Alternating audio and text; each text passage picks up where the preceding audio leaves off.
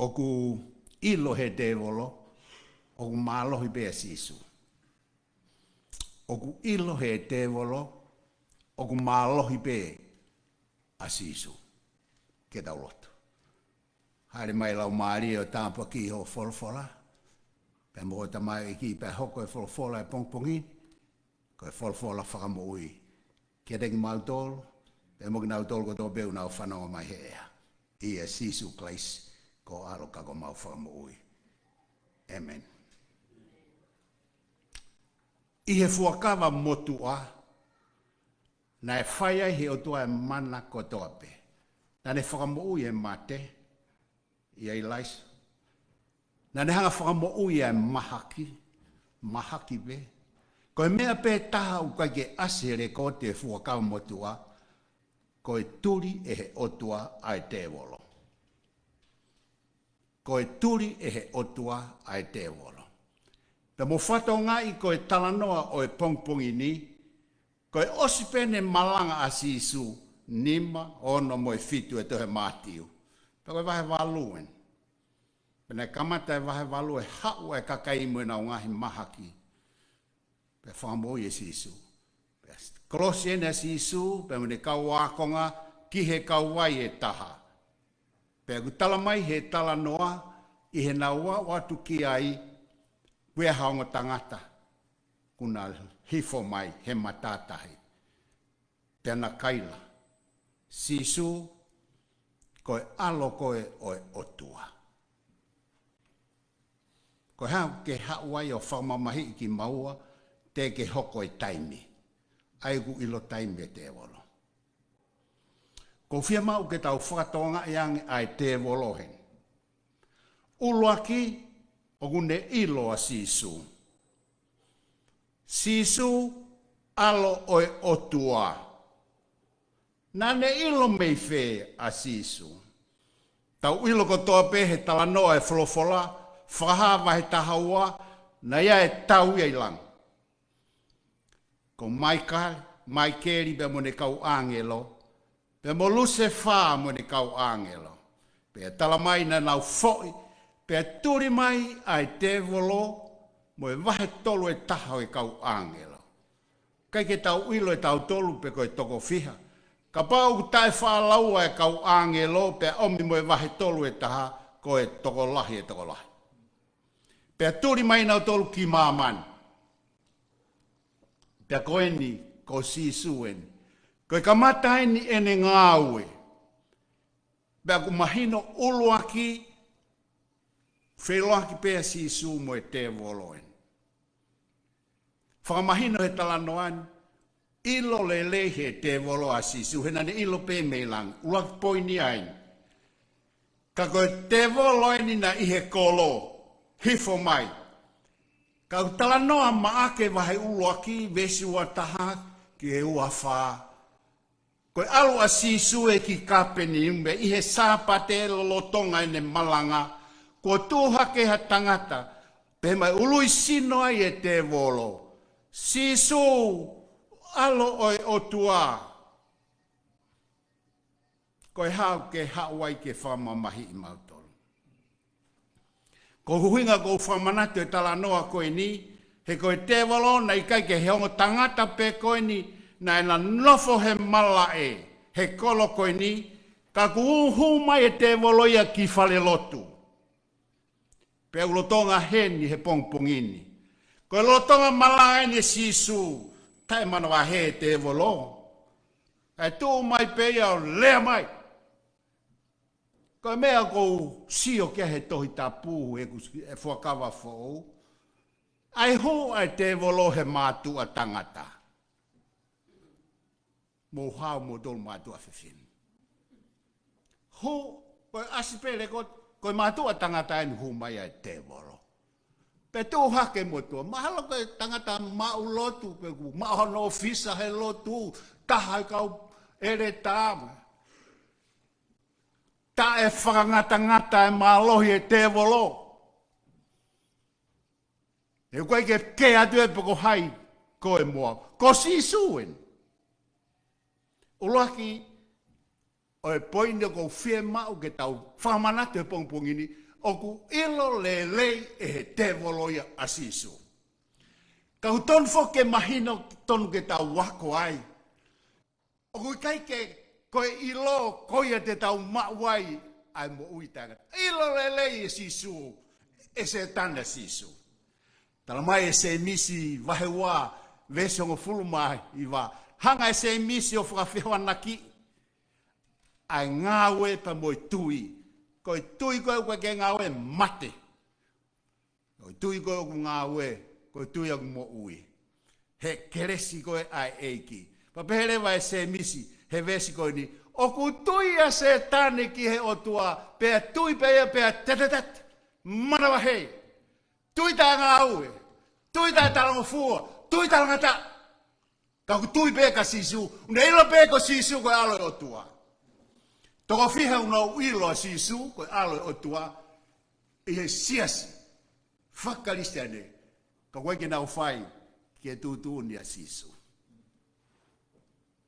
Ua, ke tō mai i he pongpongini ke ne toni whataha ki tau tolu, e he tau sio ke he tala noa koe ni. O kai ke ngata pe he ilo e he tevolo a Sisu, ka ku ilo he tevolo, ai mawhai mo e pure koe malohi o Sisu. He koe osi pēne tala ko Sisu koe aloi o tua. Pa pehangere vai tevolo. Koe tevolo e ni koe he ongo tangata. Sisu. Whekau i maua ki he whangapuaka. Mahino mai oku ilo he tevolo ia ai malohi. Mo e mawhai o Sisu. Hiriwhia nau tau ki ai. Pena kore mai be. Sisu, whekau i maua. Ki e whangapuaka. Tokua he tala noa. Koe kolo koe ni ko kete sini. Pea ku ngari koe kolo ia koe ni koe kolo ia o e kau sentaire. O ku kai koha kolo siwe nia. Ko haha ko ilo ai whakauka koe ni, koe āpuaka. Nai mahino ki he siuia, koe puaka nai tutunia ehe otua, ia Moses e Levitiko vahe, tahataha. Pena e whalafola si hova, koe otua o Israeli. Moses e tala ki he whanau a Israeli. Ko enia e whangamonu manu maa te moukai. Vesvitu mōkala. I longa ia une mauha pesi kata e wha, hake ene kai. O te mo wala ki ai pia o na mo kaine ai. Pia hangalewa he o tua taramai, o hange koe puaka. Pia koe puaka ia, koe manu ia, ku hola mama au ia e kausiu ia. Pia ka pau koha kolo siuen. Koe kau tahi puaka, koe kau aho fitu vai. Ka pau, ka ku malohi, hanga he whangapuaka tala, koe koloen. Koe ni ai waki kolo sentaire na uhinga hau a Sisu ke whakamoi na ne alu ki ai ke tala ngongolele. Pea koe ne ulaki alu atupe mua mai ai tevolo. Uaia, ke tahanga whakatonga, ilo he tevolo ai mawhai o Sisu. Pea na kore rewa. Kore he kau tevolo. Koe tevolo pe e ua. Kau tevolo. Tola. Ai tevolo. He koe ke ko tevolo pe taha e hau. O hua tu kia koe moau.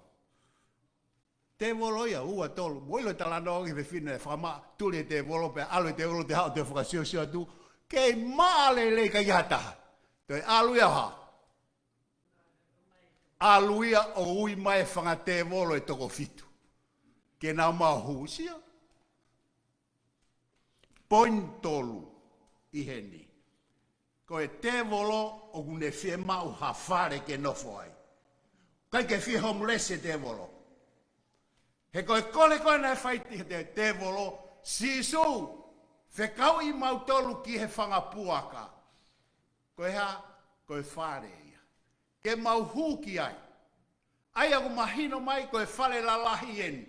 Ulaki koe tangata, pe ko no wafanga monu manu.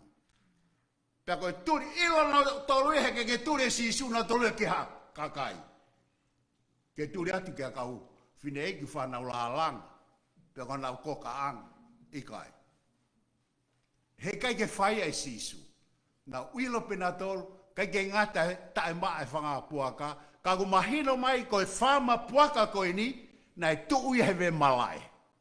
Pea tala mai koe hala koe kolosi ai, ka ia tahe kolo alue. Mate nau tolo he manawahe, he ongo siana. Pea ilo lelehe Tevolo, ai whanga puaka koe, whama puaka. Tala mai e maake wahe nima, tala noa tatau, maake wahe nima, vesi wa tama, tala mai, nai toko uafe, ai whanga puaka. Ai ako koe koe ki whanga puaka tosi. Whanga puaka tola, koe whama puaka. Ai nei toko lahi ono kau. Mahala koe whama ani, ai kolo. Ai a ulua koe tolu, o fie mau he Tevolo ha whare ke nofo ai. Always. Koe halape he holoto moau, huhe manu. Kau whika ulaki. Pea ku whakasio holo he Tevolo, ai ngahi whare koe for rent. Ala to sio te whare, for sale. Whakasio holo he Tevolo, ko hui ke ha, ke huki ai. Ko whe whare for rent. He kai te toi alu ke lotu ko itau. He whine ei koe nau whanonguna ne whai e lau ma. Ko ho olea ak pei au ke for sale ho whare ke humai a Tevolo. O ke for rent. Ke for rent ho whare. He ku komi reni a Sisu, a sorry, a Tevolo. Koe taipe ku tau, lea ko tau ngutu, koe vave, koe osipe. O nofo ia ke ilo, e koe. Pake hao pe moia ke he lotu, pe ku ke alu ka feitu. Alu atu ka katoanga umea ke atu ai, lotonga nofo fok. A se tani he loto. O si hu, koe whare au for rent. Pea ka pau kua ha whare au for sale. Koe hao pe, koe pe tātu, ko ita he Faifekau. Pea hei kaipe te utoi alu atu au ke he lotu. Koe ne osipe, hu, ai Tevolo. Your house is for sale. Pea ku kumi ha api ke nofo ai. He's looking for a house. All the time. Pea koe taipeu ke whāwai. Ko ho rea peo ngotu. Koe ke ne lawa e lau. Ko Sisu peo lawa tamai. Tari pe ke rea ngotu. Ko ho rea peo. Pea koe ke nofo ai. Ko ne nofo pe. Whakasio no ngai kaumea. Ke whakafe mai ke tola. O hawa ita. Hawa loto ko. Hawa tawhe. Ko koe kai angelo ko vene se. He tolahi. Na mau. Tana o pō tala noa pe holoto. O nofo ai. Pea ku e Tevolo ia o nofo. Lautau! Lautau! Ai tau whea mo loto kovi. Tevolo! Loto a nofo loto. Pea nofo loto. Lautau! Kau whia mau ke turi. Ke turi e mo tau loto. He koe hueni he loto siasi. Lotonga e kun nofo koe ni, I Patimosi. Something the Lord has spoke to me. Koe mea koe ni te kiu. I never saw it like this before. Never. Wike tolu eni wano, aleni kemu. Whalolo e peu kawa ke ture te wano. Ko Sisu en. Ko whame se sike nau whatongai, peu for reni ho nau whare, peu for sale. O fefe ho whare pongpongi. O ku ke for rent, peu ke for sale. O ku komi o ku kai ke whea ho mulese te volo. Sisu turi matolu me tangatani ke whakamonu manu. Ke mau alu peo nofo ai. Karistiane, ke ta whatongai. Siase pongpongi. Tau whiha e tau siasi, mo tau hau. Pea tu e Tevolo. Sisu, ko ho hau ke whamamahi ki mautolu, te ke hoko ho mau taimi. Ilo he Tevolo, e ai taimi whamamahi ai nautolu.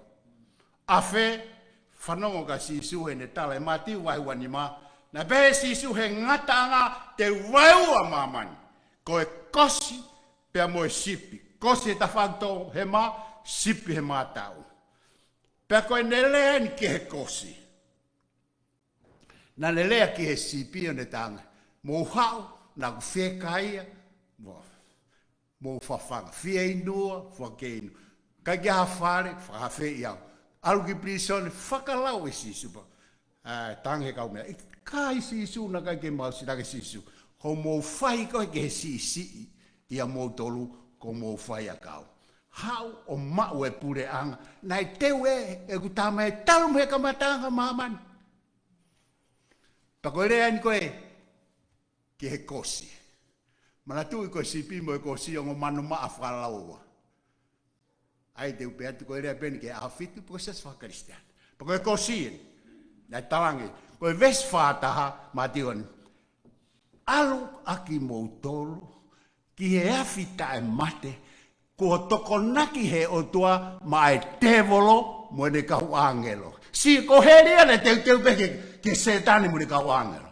Ko uhinga ia ai Tevolo, he ne tame Sisu, ko hame au ke hawai, ke whamamahi ki mautolu, te ke hoko ho mautaimi, na wilo e iae aho, e whamamahi ki nautolu, e li ki nautolu, ki he afi, vela, ke whakausei nautolu. Kau ne whemau, e Tevolo ia ke tokolahe kauri. Koe ko ia be mo ne kau angelo. Pea ku alu pe ia ki he kau lotu. Koe kau tama koe ke o ke lotu, mune o si mau, o lotonga pōtā nope, nofo moutolu, e whai e ki mari a nai he mea, mo alu ki ai. Whemo e kina nau tolu, he ku lotonga fo reni atu ho nau api. Whakatonga ia Tevolo, aia, ulu aki, ilo he Tevolo a Sisu. Ko honoa, une hanga ilo ia mawhai o Sisu. Ne ilo he Tevolo, ko ia e o whemaha ati. Ke alo nofo ai. Pea ku pau koe halape he tamakoe, e hu he tamakoe. Tuke he peka toki alu. Ki he manu, ke whanga manu, hufanga e whakatapu. E ai aho, e hangai he eiki, ori, ai Tevolo a Sonatane mo ne kau hangela. Pai kai ke ngatai, hang whatongai, i he talanoa koe ni. Kai ngata ilo he Tevolo no i kuanga.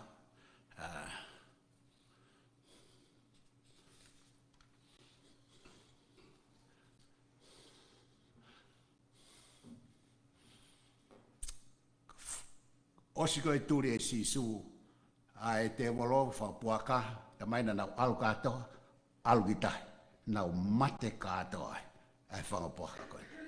Mo manatui fumotou koe ke mate Tevolo, alu pe Tevolo, lewe whapuaka ia, o melempa nau alu na dolo. Une taki tau tolu ke tau mate, pe alu ia fia ka tau mate tau tolu. Hanga tau tolu for sale ki ai, pe a for reni ho tau whare, hau pia no foi porque taimi alu tamate e tau alu ia. U taria ke taimi e toki hanga he otua o whaka auhaia. Koe kolo koe ni, koe kolo sentaire. A kete sini. Ko hui ko nau tau hipuaka. Kai ke whai hei kakaisiu. Tako hau a Sisu, koe hau ke whakamoui. Pea ku tala lewa he tala noa. Ke tau hanga whakatonga i he pongpong ini. Hanga e Sisu o turi e Tevolo. Pea ko mo ui e matangata. Mo ui e matangata. Aia na e tonu lewa ke fia ai kolo. Fia kolo. E toi whakatau mai pe e nau puaka. Ke toi ai hawhama. Te nau toi kore mai pe. Kai te nau toi mau e nau tolu. Ai whainga maari e. Ia Sisu, pea moe mo ui gau ne whoaki. Ka whakatau katoa e whangapuaka, ka ke lava turi e Tevolo ko ni he siana.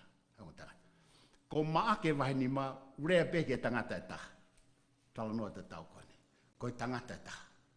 Ka hanga e mātiu, ore e kōti ko tangata e hoa. Nai luisi no he Tevolo.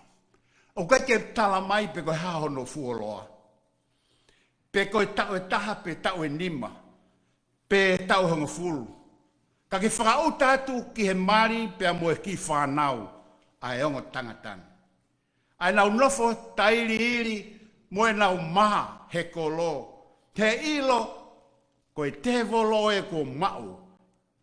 E nau ongo ma, nau tamai. Pake luma aki nau tolu. Nau nofo whare pe he manawahe. I kai ke ngata he manawahe ki he Tevolo, ka koe manawahe ki he kolo. Ko hi, koe mea ko whai he Tevolo. Ka koe ni ko hau a Sisu, i he kolo sentaile koe ni. Pea whamu ui. Koe ongo mahaki lahi tahaini he kolo. Pe maake hai he sei ni ba fiuhono whakata. Koe mahaki lahi tahaini he kolo. Tau tuina nau lotu pe koe hae ngahi whaunga omi bea moe ngahi lai akau moe lou tolu moe lou whape moe hāfua u akau. Ke whenga ke tuli e Tevolo, hala. Ka koe tangatai, kua umai. Koe toke tālahi hen. Pene whai e whakamu ui, mahu inga nge puaka i he mo ui. Kua whakamu ui ai anga tangatani. E nai tonu lewa, koe na oma o kore, e osi mai e kolo, moe na ungahi mahaki keheke. Ke whakamu ui he tangatani, more o nau whainga mari. More o nau whainga mari. Hau, ma nau kore Sisu, kai te whie mau koho mau koloni. Te mau e algo mo kawako miheni. Hoko ho hau, koe whakamasiwa ka mau tolo. Whakamanatu mai ka tau tolu tola, oi ka kai, o ku kai ke nau whie hau ka Sisu, koe lahi ai mea ku nau mau. Koe lahi mea ku e whihia i ho nau loto. Kai ke whie tuange, mahalo koe whāmaini, koe pisinisi ha tangata, mauai ne koloa, mauai ne paanga. Ka ko os, hanga e Sisu e whakau. Ka mo ilu whaku koe ko Sisu koe Tevolo. Ngāu e Tevolo, tuka ki e Sisu. Hawa Sisu, na uhinga pe Tevolo ki ai. Ko hi e hanga he ki koloni, o tuka ki e Sisu. Ko kai ko Sisu, koe Tevolo. Whakai mai tolu ke whakapuaka ke mau alu ki ai. Tevolo ia. Kai ko Sisu. He mau hala. Koe tau tae au sia, o ku palo parema moia, he te tau mau hala. Koe mau hala koe a iwi he tūtuni ai otua, koe ane alua kai akau. Tau kei palo parema peia he tau pirikimi, whakaristiane. Kai ke mahino ka kato ka tau tolu, e tau wako e wholofola, hu e Tevolo ia. He kohi u kai ke tau wausia. Pene hangarewa mea ngāo ake. Ai aho e whakamo ui ki he ki kolo koeni, ka ko tuku e nau amana ki he whangapuaka, pe nau turia e Sisu. Kehe a siope i he whakamotua. O neango na kei ke ilo e siope ia koe Tevolo na e whai. Ave whangamonu manu, pulu, kāmeri, sipi, kei ke toiha monu manu, kāmate, alu moe kau se wāniti, alu ba moe whānau, alu atu ai mo misi siloti, katoa, hau mo hanga tāmaki mei lalo ki o lunga. Tapi he si ope, mea ni, na ku hau hala a tāpe, pe te ufoki hala a tāpe. Whawhetai pe kia si hou, neongo nei kai ke ilo si ope ko se tane nene whai mega. Whawhetai pe kia si hou. Ko hai mea ule tuku ho tau wā, he tau hau ka Sisu, ke mahu inga ngeia. Oana ke whakawhei e Tevolo, ke aluat kua loto. Oa e whorene ho whare, oa for sale, E koe aho pe wea hu e Tevolo. Pei kai ke hanko ilo. Te aluia whawhi mai mo kau tō Tevolo ke. Pea where rewa Tevolo ia koe pea moao. Amen. Koe ku whakawhi he pongpongi ni. Tak taha whakatonga ipe. Pea moao. Ko Sisu koe aku hau pea moi mawhai. Ka pau ku ilo he Tevolo. Ko Sisu koe a pea ku fōi ai. Ko Sisu pea ku fōi ai Tevolo. Koe a pea ku mawhai. Ka pau lo tonga reni ho whare ki ai. Talaka Sisu ke turi e Tevolo. Amen. Koe tokolahia o e kau karistiane. Koe nau alu ke lotu. Moha tau sia si. Lo tonga reni atu ho nau whare. Ki he Tevolo. He tene ome ngai uhinga keke. Pea ni for sale te whare. Koe ku kore ki a koe pe mau he pongpongi ni. Ke ta whatonga oku mo oni ai Tevolo. He is real. Pea koe ke le peha teo ko hai koe. Koe le peha mai koe ko hai Faifekau. O sio ka pita. Mati vai tā waru. Na whegi koe Sisu.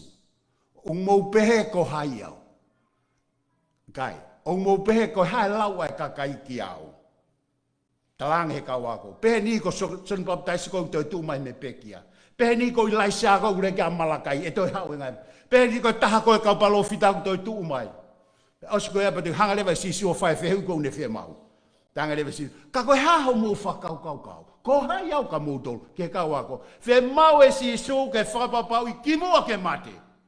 Kune ilo papau ko ilo he kau ako. Ko Sisu ai, ko Sisu he te nau whauatu, te nau mate whamat.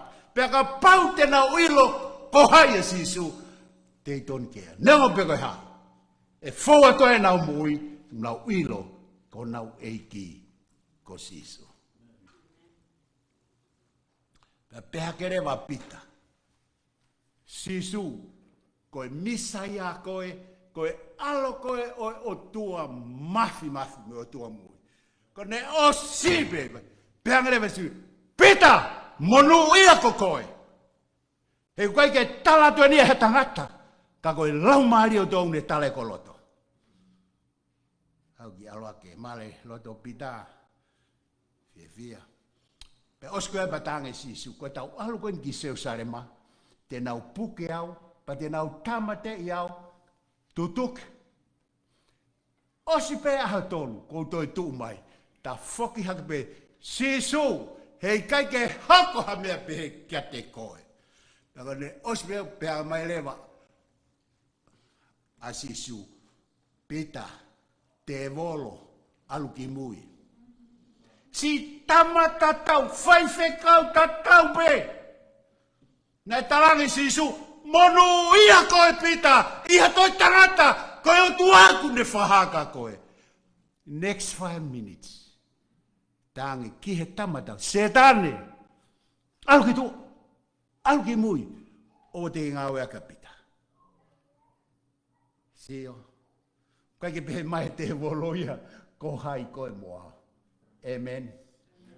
Koe whamanatu ka tau tolo e pongpongi ni. Watch out. Nā kuke whawhanga ha te wolo ia koe. Nā kuke whoreni ho whare. Nā kuke whoseila ho whare ki he te wolo. O kukai ke tahape ai te wolo. Where. Pe koe te wolo fia. Te ke hange koe nutano. Na te ke si o he meani ki mua. Ho hawen ke retire. And it's a first time for me ke see him morning. Lotonga e ku nofo. Nofo I pati mosi. Ko e lotu pe mo ku lau e forfola. Mo whanongo fe whalongo. Pe au kore pe eiki. Ku mei osi. Hou taime. Hai popo. Pe hange mai au nai mahino en ka au ki mua. Til mo te volo ia tau tolo. Koe ku introduction nien. Koe ku hoko haku te urea lewa. Ki ai. Ke ne toko ni I whakataha ki tau tolo. Ki he whakake ake, pe mo tau hanga turi e Tevolo. Ka pau ko hua pita koe ahakonga tauputahe ka Sisu, ko hai tū koe. O koe ke pemai he Tevolo ia, koe haafu aloha se safitu. Haafu aloha ku Faifekau, no way. Ta whakatonga I pe tau e whanki Tevolo, ke turi. Ke turi oua e nofo, pe ka pau ku lau tau, ene nofo, whe mau e lotu ia moe au kai. Ke tamai Sisu, koe turi e Tevolo ia e whaipehe lotu moe au kai. Te urea ki ai hoko mai. Ke turi e Tevolo, wholoa ene nofo ana ho tau loto. Ka kai ke tau ilo. Kai ke tau ilo. O whe mau ia, ke turi. Kono hinga ia u pehe siasi. Tau nofo whesi o stofa, he ku where a Tevolo. Ka pau e mahino ka tau tolu e Tevolo, mahino ange tau hao lotu. Ki he kaisi wane. Ko ne hau ana ke turi e Tevolo. Ko lotu he pongpongini. He hanga e ki I he tala noa koe. O toko ni whakataha ki tau tolo. He tau ilo, o ku kumpe e Tevolo ia hano nofo anga. E toko lahi, tau tolu koe ni koe ke lawa mai. Ko hiko tau whiri, ke foreni ho tau whare. Ke oange, ki he Tevolo ke ngawe. Koe ku lotu ke hanga he e ki, I e Sisu. Ka kou whaamu he whotutu ke tau lotu mo au kai e siasi. Tau kau whata. He kore ke turi ai Tevolo ko mau e tau moui. Pea ku ne hanga haisia tau tolu. Hangeha se ni he ke lava I hata. He ke lava I hata ngata. Ke lava I ha Faifekau. Ko Sisu be. Ko Sisu be. Ko Sisu be. Tene lawa. Ke vete ankoe te moau. Me he sein. O e ngawe ai Tevolo. Iho tau loto. Tevolo. Alu kitu. E koe mawhai. Oku ai. O koe te ahingoa eri fia ki ai a setane. Te mo ne kau angia. Ka koe huafa Sisu. Koe hingoa beeta. O kuri fia kei. Koe ku whaafe ke siasi he pongpongi ni. Ka pau ko ke foren ho whare. Whare rei mo Sisu. Pea ka pau ke for sail ho whare. Ki he Tevolo. Whare rei mo Sisu.